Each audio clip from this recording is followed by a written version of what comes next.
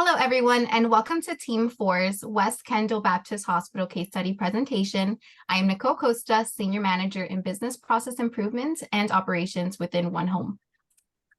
Hi, and I'm Bibhas Singla. I'm a Medical Director of an inpatient psychiatry hospital in Michigan. Hi, I'm Alexandra Flowers. I am a registered nurse, but I'm not currently working. Hello, my name is Roy Ramirez. I'm a lead coordinator at Miami Cancer Institute. Hi, my name is Janine Markeski. I'm an executive director at IntelliRed Imaging, a hospital-based radiology group here in Miami. I will now present our problem statement.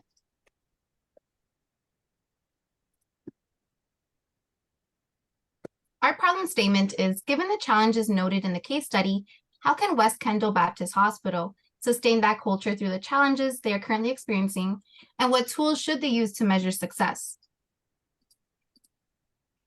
Now I will provide a brief background on the hospital's history. So West Kendall opened their doors in April of 2011 and later became a teaching hospital affiliated with FIU.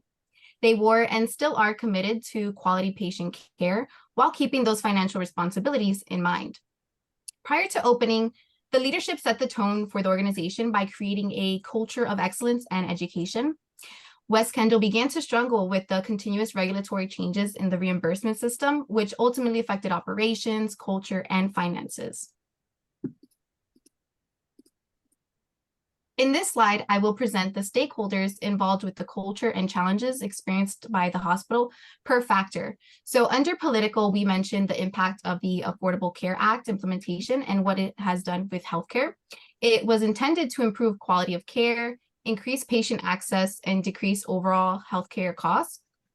For economic, we provide an emphasis on the financial burden that hospital admissions have on patients, and it was actually my thesis topic to avoid hospital readmissions for patients for value-based providers. This includes out-of-pocket expenses, potential bankruptcy, and reduction in earnings for patients. Under practical factors, we have the continuous change in the workplace, which demotivates employees and can lead to a hostile environment. And lastly, for legal, we mentioned that the government has an overarching responsibility to drive the laws and regulations in place for the public safety and health. Their decisions ultimately impact daily operations. Next, BPUS will present our first option. Thank you, Nicole. The first option that we want to discuss is the enhancement of Leadership Development Institute at West Kendall. Before we dive into the first option, let's review the challenges that West Kendall is facing. Decrease in reimbursement due to changing payment models, as well as the high staff turnover, particularly during the first year of employment. Leadership Development Institute, or LDI, has been a regular and popular event at West Kendall since before the hospital opened. It has contributed to a culture of compassion, honesty, and integrity at West Kendall. An enhancement of the program can help sustain and add to the culture of excellence, driving West Kendall towards clinical quality, safety, and compassion. Currently, LDI at West Kendall is a biannual event with speakers from the region. Next, we will go over the details of LDI enhancement and its administration. The hospital should develop a mentorship program that teams up emerging leaders with experienced leaders within the hospital. The purpose of this program is to expedite the transfer of organizational values and knowledge, especially given that the turnover of employees is high. It will also provide support and add a sense of belonging to the new leaders, which will eventually trickle down to the frontline staff. West Kendall's LDI should adopt customized training modules that match specific employees and departments with the skill they need to address the current challenges. For instance, financial management under new regulations, or staff retention strategies, or quality improvement in healthcare delivery. Customized modules will keep the topics current and relevant, enhancing interest and participation while creating valuable skills to address the challenges that the hospital is facing today. Since the workforce is new, expanding the Leadership Development Institute to 3 times a year will help decrease the new workforce's effects and the turnover rate within the first year. It will also help engage new employees and allow for timely transfer of West Candle values and patient care philosophy. Finally, West Candle should create a feedback mechanism that allows participants to provide input on the LDI structure and overall effectiveness. Timely feedback will ensure that the program remains responsive to organizational needs, practical improvements, and meets the professional goals of employees.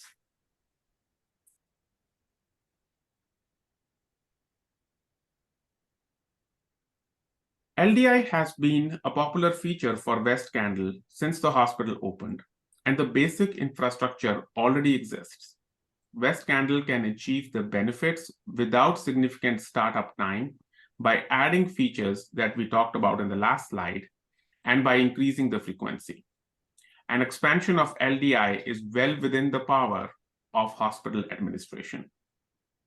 Teaching, learning, and collaboration have been the foundational values for West Candle.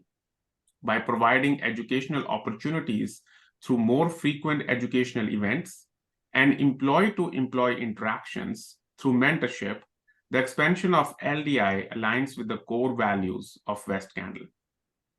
The continuous feedback loop will strengthen the culture of trust and open dialogue at West Candle, and by making it relevant to employees and the current challenges, it will help staff enjoy problem solving.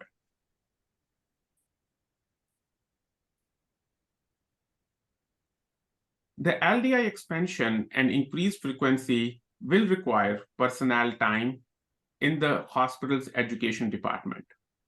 A dedicated team will maintain a needs assessment in collaboration with the hospital administration and while keeping the employees' feedback in mind. The budget for guest speakers will also need enhancement. The cost of attendees' time will likely be the highest component of the LDI expansion costs. However, the benefits will include recruitment savings as staff turnover decreases and enhanced quality-based reimbursement as employees get more effective. So given the significant benefits of the program, a business case for this option can be easily justified.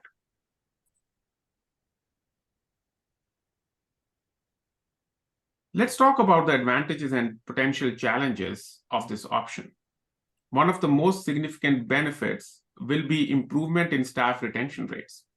By engaging staff in continuous leadership development, we foster a sense of belonging and growth, which is a crucial step in retaining the talent. Additionally, the LDI expansion would create a robust pipeline of skilled leaders. This means we are not just filling positions, but we are strategically preparing a line of capable individuals ready to step into leadership roles as needed.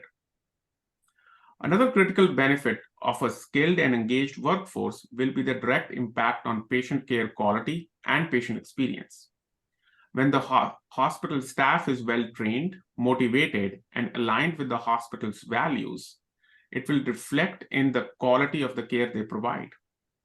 Patients will receive better attention, leading to improved outcomes and experiences.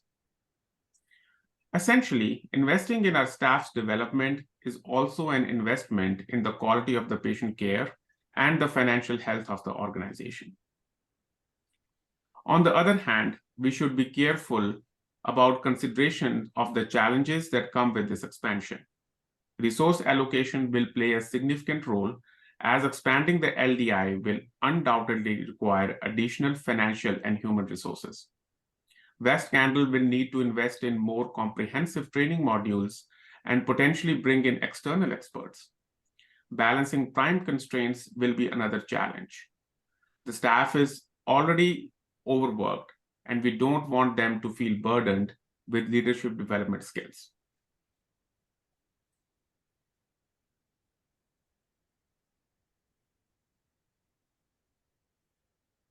Finally, I want to talk about the metric that we will use to measure the success.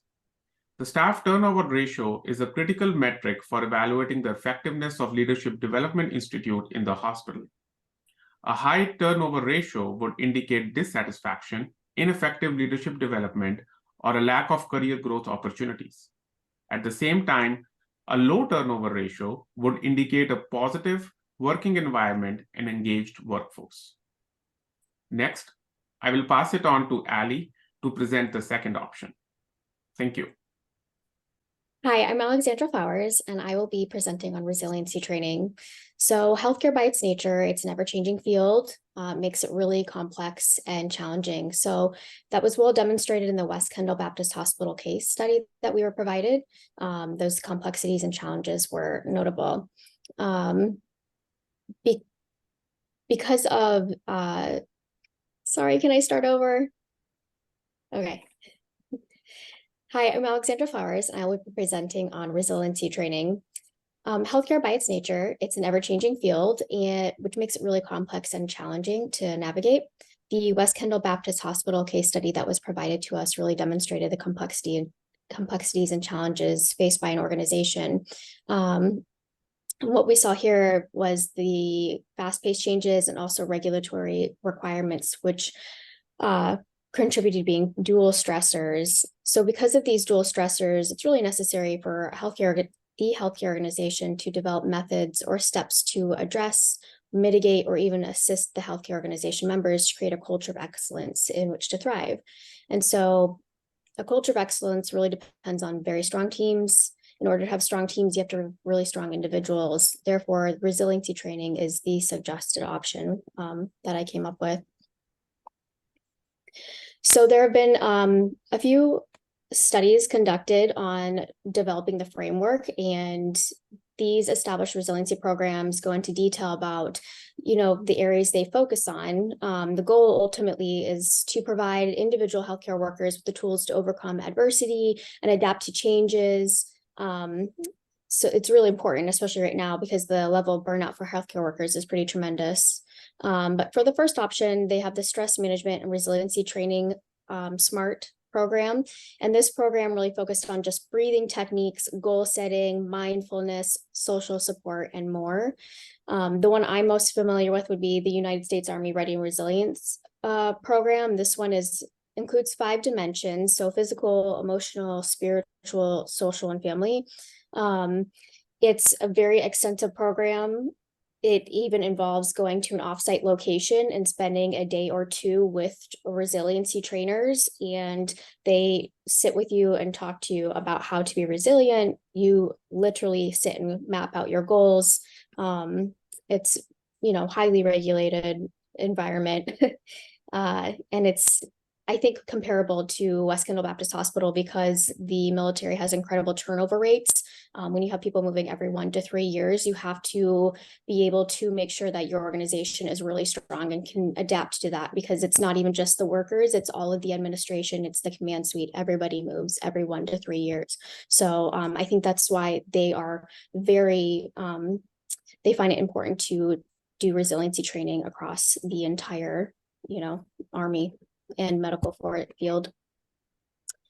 And then promoting resiliency and stress management, PRISM at Work is another study that was conducted, and they just did science of resiliency, stress management, goal setting, cognitive reframing, meaning making, and then coming together and moving forward with resiliency. And in each of these, they did, it was noted that healthcare workers did find this training to be beneficial, and it did decrease the level of stress that they were experiencing. So the next important step would be to develop a framework. So West Kendall Baptist Hospital would have to find and determine what is really important to the organization. So we saw in the other examples, one study had physical, emotional, spiritual, social, and family. That would be up to West Kendall Baptist Hospital to determine. And in that, you would also need to determine the specific resiliency elements. So the total time of the program, is the program over 6 weeks? Is it over 8 weeks? And each meeting, is it once a week, twice a week, and for 1 hour, hour and a half? And then the delivery method. So this can be done in person, it can be online, or ultimately it'd probably be best to do both online and in person. And then finally, partnering with an established resilience program is really helpful. You have to find a program that aligns with the needs and the vision of West Kendall Baptist Hospital. For the pros and cons, the feasibility of this training has been proven. It has demonstrated improved job satisfaction, and it has shown decreased turnover rates and reduced organizational costs just because of the decreased turnover rates. And then the cons, the major disadvantage of resiliency training is allocating time for healthcare workers to complete resiliency training. So the schedule really reduces the availability of staff members to perform their assigned work, and then it increases the burden on workers not enrolled in the program. And then the measure of success. So we start with doing an initial metric. So the difference in scores on the pre and post completion surveys with regard to employee burnout. It would be a combination of multiple choice questions and then some select number of open-ended questions. And then next, HR, they should play a role, and they can take a look at data at 6, 12, and 24-month marks after completion of the survey and do a comparison of employee retention. And they can do that between course completers and then have a control group of similar employees that did not complete the program. So that concludes my resiliency training option. Next, Raiden will present on investing in KaiNexus. Thank you, Alexandra. My option is to invest in KaiNexus, a continuous improvement platform. Now, to ensure West Kendall sustains its culture of excellence through its current challenges, it should invest in continuous improvement software like KaiNexus. Characteristics such as leadership, continuous improvement, accountability, and collaboration is what makes culture of excellence, and KaiNexus can further enhance its characteristics to sustain its culture at West Kendall, since it has put so much effort into establishing it. Now, KaiNexus gives employees a platform to share their ideas to improve their department further, which has been proven to boost sales and customer satisfaction while reducing costs. Now, this platform allows employees to collaborate as they share ideas and innovate ways to improve their workflows, as it enhances the transparency of the hospital operations and corporation. All staff members, including nurses, doctors, engineers, receptionists, can become active participants in improving processes, which can benefit the staff and improve their operational efficiency at West Kendall as well. Now, the benefits of KaiNexus that can happen in West Kendall align with this mission statement and the sustainability of culture of excellence. With proper training and employee engagement, KaiNexus can facilitate employee-driven continuous improvement, enhancing the department's capabilities to track the staff improvements and engagement. KaiNexus promotes collaboration between new and old staff, increasing feedback and encouraging communication, further increasing employee retention, of course. By giving employees a platform to share their ideas, departments can gain greater insights into retaining them. This continuous improvement platform allows departments to make data-driven decisions and further enhance their operations. Lastly, if adequately used, departments can further recognize who contributed those cost savings ideas by providing salary increases during their yearly evaluation, which increases employee accountability and promotes further collaboration and contribution within the departments. Implementation of KaiNexus or any other continuous improvement software comes with some drawbacks. Implementation and maintenance costs can be considerably high, as organizations must have the structure and technological capabilities to incorporate continuous improvement technology. Also, there is a steep learning curve, as not all staff are technology savvy, contributing to the lag time and cost of training, of course. KaiNexus functionality may vary across departments, and some features may not be applicable depending on the role of the staff and the responsibility that they have. It is essential for organizations to first assess the applicability of this platform before heavily investing in it. The feasibility of this option depends on West Kendall's specific needs, budget constraints, and most importantly, how receptive the staff is to changes. For KaiNexus to succeed, a culture of collaboration and open communication, which I believe already exists within the organization, is required. West Kendall must invest in training the staff in new technology and promotes its usage by providing recognition and growth for those who made an impactful recommendation. This will increase the acceptance of the new platform and its usability by all staff. Of course, the hospital must take the necessary measures to ensure that the data is secure and meet all regulatory requirements. The high implementation costs can be further reduced by running a pilot study in a department within West Kendall. Also, costs can be further reduced by only utilizing the free version with limited usability as staff become more accustomed to the technology.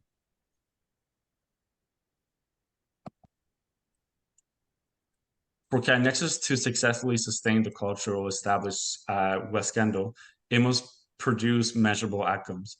Key outcomes from continuous improvement technology are increased operational efficiency, enhanced patient outcomes, decreased incidents, and staff participation on the platform. Also, West Kendall should see an increase in staff retention, further improving its culture of excellence. Cost improvement opportunities can reduce the financial strain of West Kendall faces regarding reimbursement challenges. While this option may require high financial investment, West Kendall will benefit from the reduced operational costs and improved culture, patient experience, and quality of care. Next, Janine will present her option. Thank you, Roy. As part of the magnet recognition program from the American Nurses Credentialing Center, West Kendall already has an existing patient safety reporting program. In an effort to continuously improve employee culture within the hospital, one option is to implement a just culture reporting program for medical errors. Historically, hospitals and healthcare organizations have used punitive measures when following up on mistakes and errors, and often the magnitude of the mistake determine the magnitude of the punishment. Many hospitals have moved towards a blameless reporting program, but that often does not result in a significant increase in reported errors. Both of these methods cause employees to be hesitant to report errors. Very often, the system of hospital policies, understaffing, and poor communication are the cause of medical errors, with the nurse or other clinicians being the vehicle that allowed the error to happen. By punishing the people instead of changing the system, leadership perpetuates the problem instead of solving it. One of the goals of a just culture error reporting system is to determine if the person needs to be consoled, coached, or punished. Not everything should be punished as we historically have done. A just culture creates an environment that motivates and encourages nurses, physicians, and staff to report errors and mistakes without fear of being reprimanded or fired, so that the faulty system that allowed the employee to make the error gets fixed. Studies have shown that the common barriers to reporting medical errors include fear of consequences, lack of feedback, a poor climate or culture, poor understanding of the importance of reporting medical errors, the lack of a structured reporting system, and the significant time it would take to report the error in that system. According to James Reason, the psychologist who pioneered the idea of a just culture is based on an atmosphere of trust in which people are encouraged, even rewarded, for providing essential safety-related information. Is West Kendall currently rewarding its employees, nursing staff, and physicians for reporting errors? Likely not, because it's a monumental shift from the historical way that we have reported errors. To ensure that West Kendall continues to encourage a positive work culture for its employees and continues to maintain its Culture of Excellence certification, West Kendall should ask these 5 questions to help determine whether the behaviors that led to the error or mistake were due to an unintentional error, risky behavior, reckless behavior, malicious behavior, or an impaired judgment. So the 5 questions are, were the actions as intended? Is there evidence of substance use or illness? Did the employee knowingly violate safe procedure protocols? Have other individuals who are equally competent made similar errors under similar circumstances? And lastly, does this individual have a history of committing unsafe acts? On the next slide, I'll walk through these different types of errors, as well as show how to determine who should be held accountable. A just culture recognizes that competent professionals make mistakes sometimes and acknowledges that even competent professionals will develop unhealthy norms.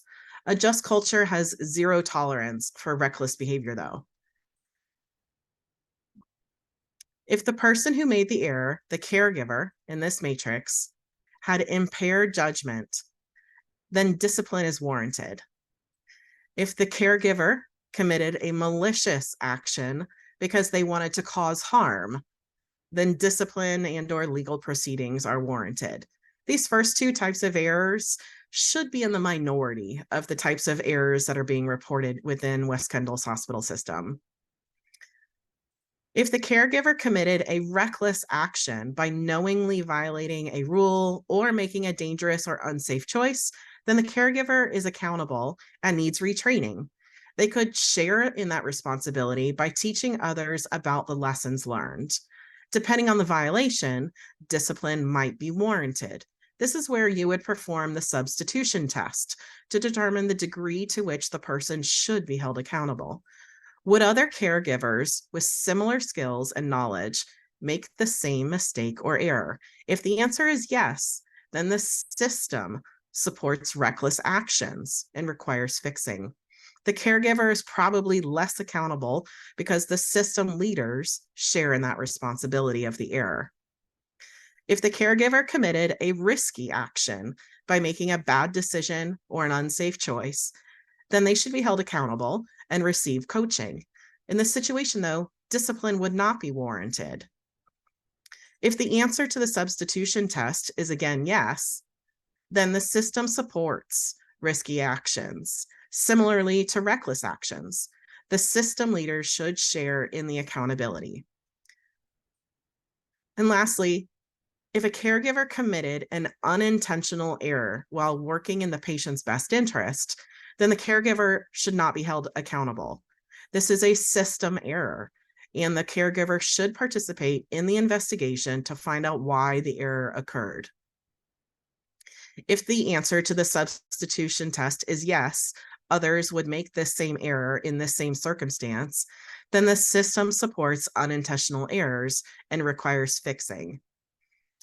Lastly, if the caregiver has a history of making mistakes, then an evaluation of that individual is warranted. As previously mentioned, two of the hurdles of an error reporting system are the ease in which someone may report an error, as well as the time it takes to report that error. As we're all aware, healthcare workers are always on the run. Many employees do not have time to eat lunch, let alone submit lengthy reports confessing to mistakes they might have made. The error reporting system must therefore be quick and easy to access with minimal information required.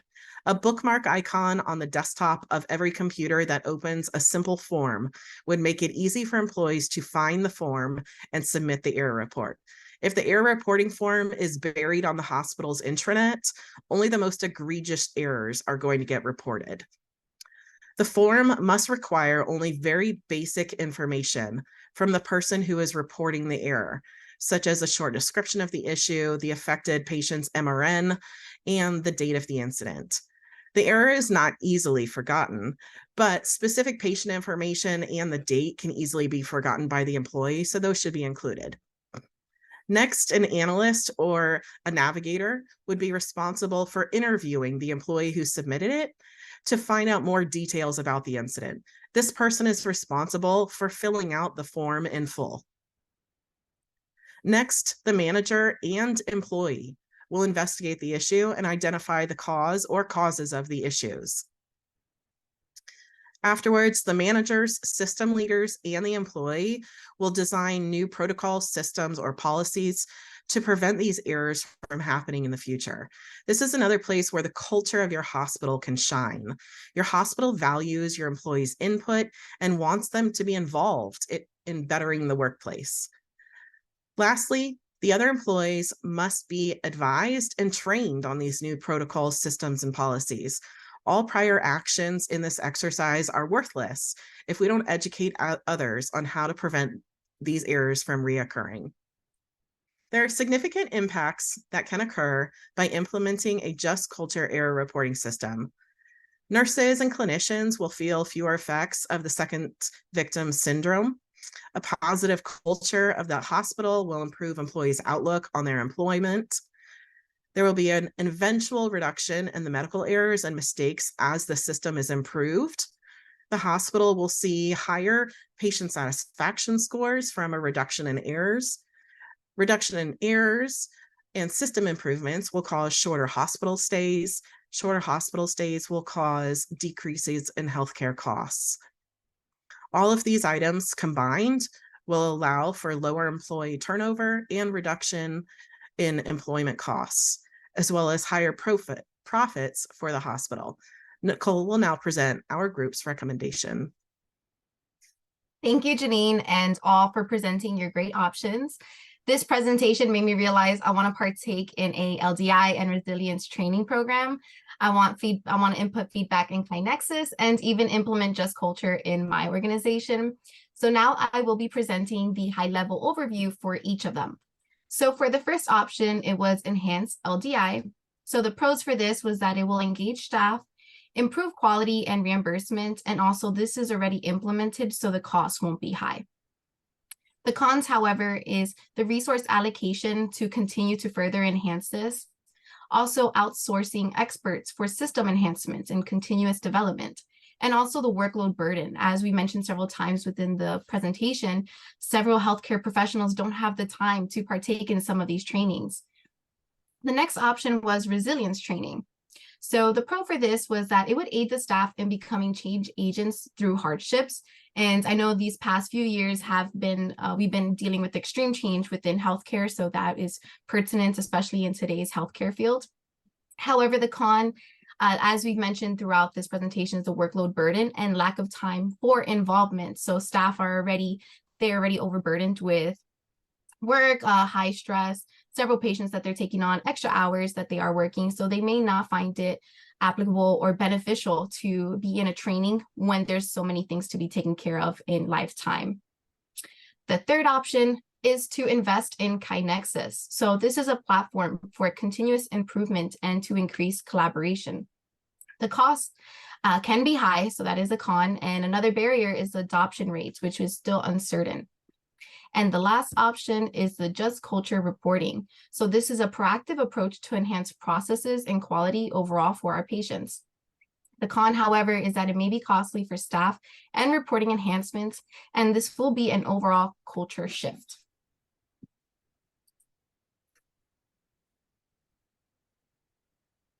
So after careful analysis and consideration, Team 4 selected the KaiNexus implementation as the most effective approach to sustain the culture.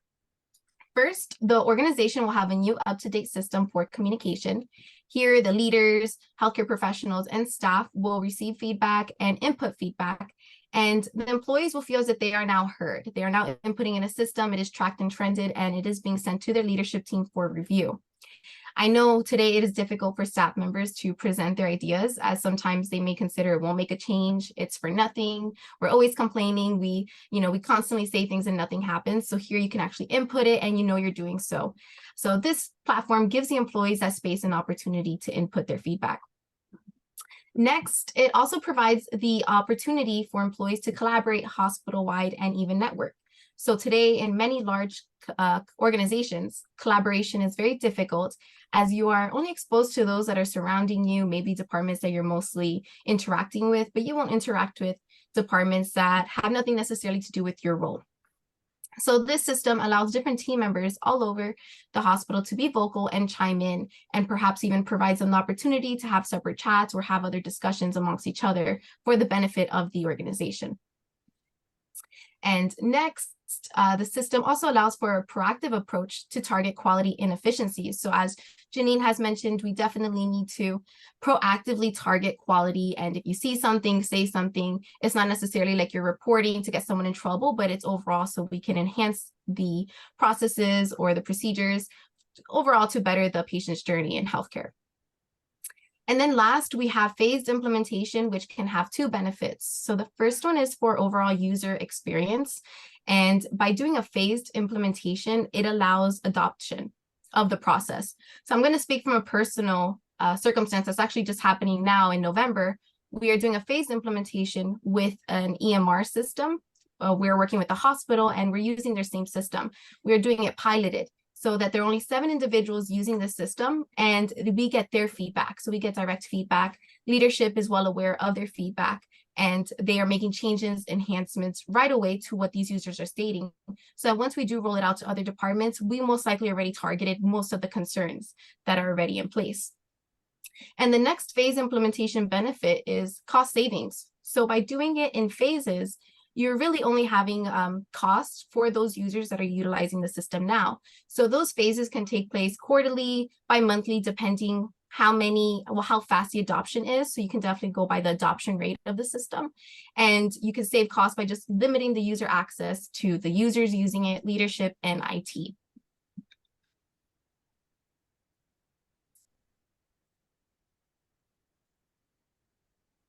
And finally, we want to thank the Healthcare MBA team and the West Candle executive team for giving us this privilege and pleasure to share our ideas with you.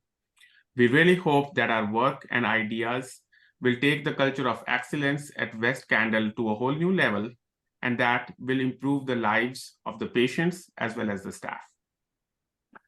Thank you. Thank you.